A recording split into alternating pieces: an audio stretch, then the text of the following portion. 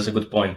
I do think that the culture play a huge role because if you think about it, Uber, Lime, Birds, they are American companies, and usually these companies are looking more for expansion.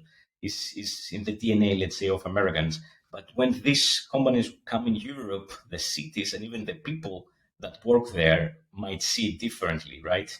So if I will be, let's say, a battery swapper, a juicer, or whatever, and the company doesn't care that much, then I wouldn't care as well. I will try to get the maximum value that I can out of it. But that means that probably is a momentarily gig for me, sorry.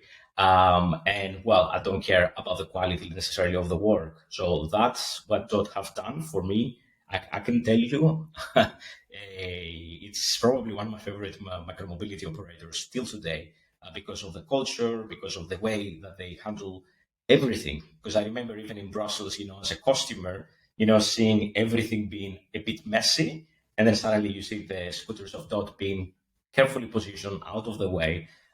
So then you know that somebody cared for it. Um, so that definitely play a role, the culture, let's say, of each company.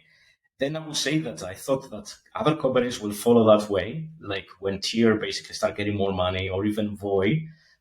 Voy is a bit more closer to dogs, but still, some of these companies, well, especially Tier now, uses a lot of, let's say, external help, which I'm not so sure how that also benefits in the long term.